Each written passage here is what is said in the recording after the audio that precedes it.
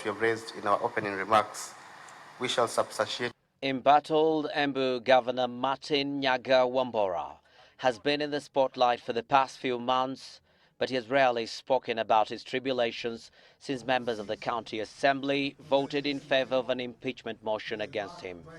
Now the wheels of justice in the upper house of parliament have started rolling. I want to allow the other party. Never mind the fact that Wambora's attempt to stop the process using a court order failed. Monday mid-morning at the Senate,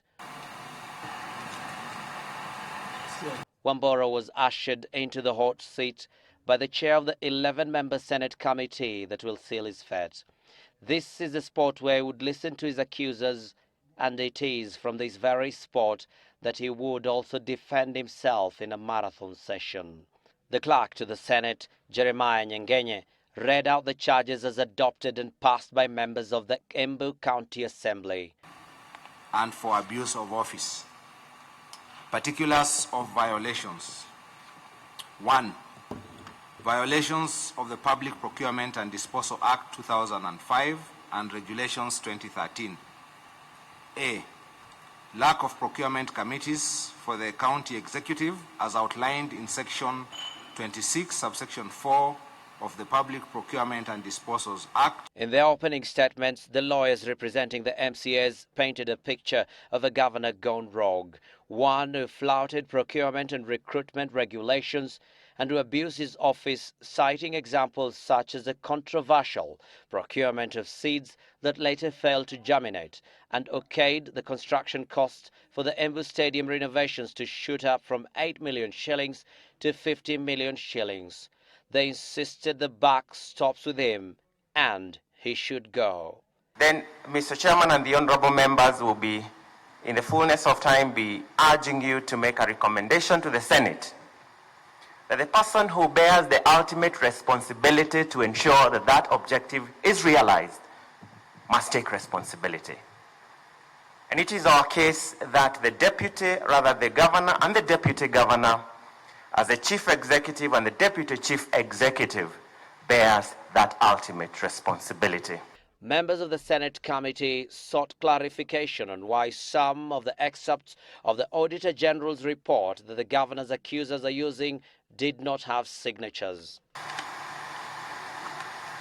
And when Governor Wambora began his opening remarks, he expressed his pain and that of his family following the accusations, outlining his humble beginnings in church service as a boy to becoming a top civil servant. Who is this Wambora who has been so vindicted until my kids have wondered what has happened? Until the former president, or our former president, Honorable Harap Moy, and to send his aide to find out what happened to my DC, who used to take care of my Arambes, used to trust me with all the Arambe money, and I never lost a cent that accounted for every cent. I told his aide, tell the president that Wambora is the same Wambora he knew.